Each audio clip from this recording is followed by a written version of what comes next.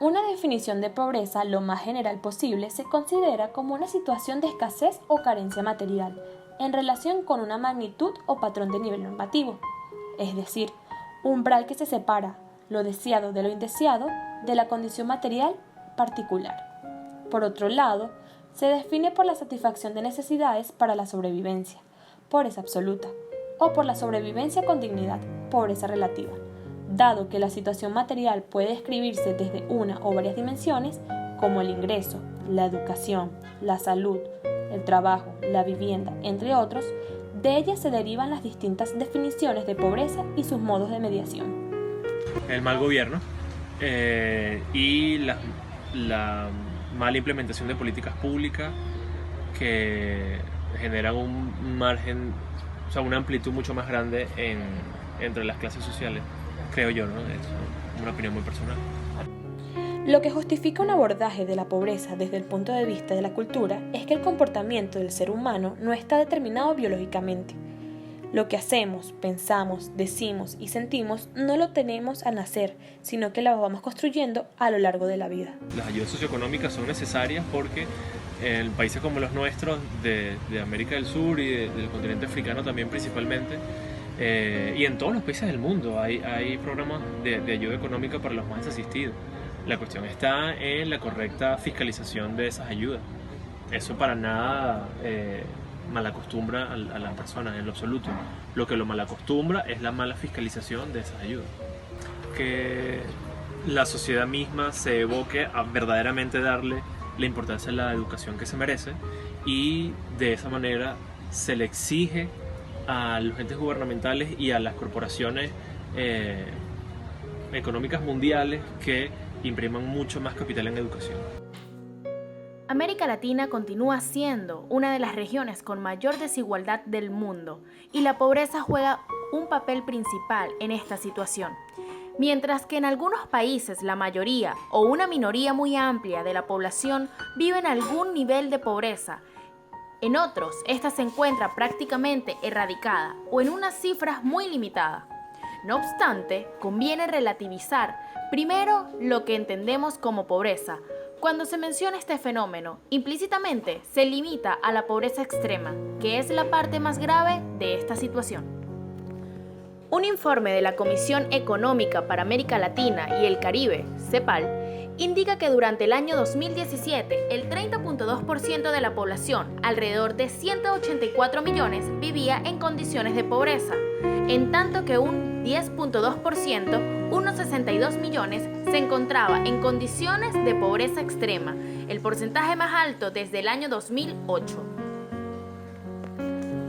Menos desigualdad desde el año 2000, salarios bajos para mujeres y hombres. Durante el quinquenio 2012-2017, Chile, El Salvador y la República Dominicana lograron una mayor reducción de pobreza gracias al incremento de los salarios en los hogares con menos recursos, mientras que en Costa Rica, Panamá y Uruguay se produjo el mismo fenómeno por las pensiones y transferencias recibidas. El informe también destaca que desde el inicio del siglo XXI disminuyó notablemente la desigualdad de los ingresos en la región. Sin embargo, una media de la aproximada al 40% de la población ocupada percibe ingresos inferiores al salario mínimo de su país.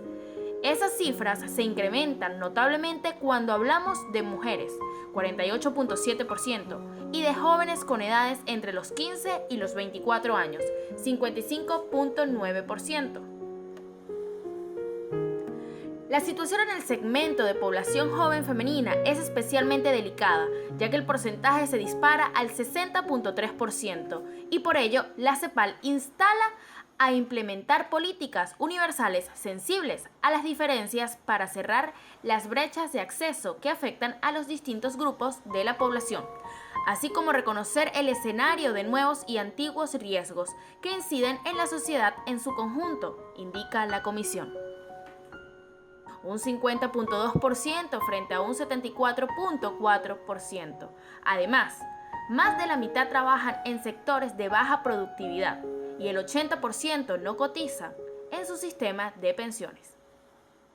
El estudio de la CEPAL también destaca que el desempleo femenino fue casi 3 puntos más alto que el de los masculinos y que las mujeres realizan el 77% del trabajo no remunerado en el hogar.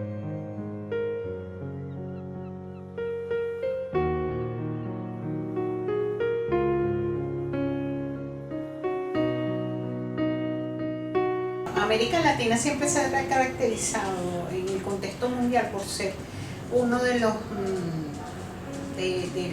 territorios que tiene márgenes de pobreza desde todo punto de vista extremo, y esto viene dado por muchísimos factores.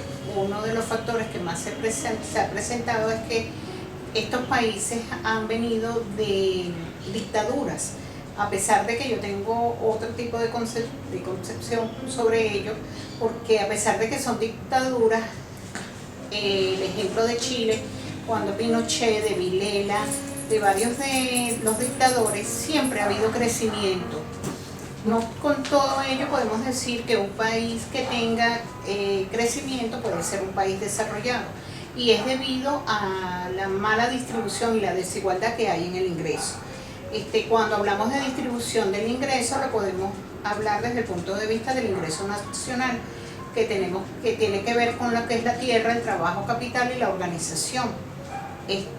Cuando hablamos de la tierra, eso va referido a la renta; al trabajo son los sueldos y salarios; al capital, la ganancia y el interés; y la organización es el beneficio.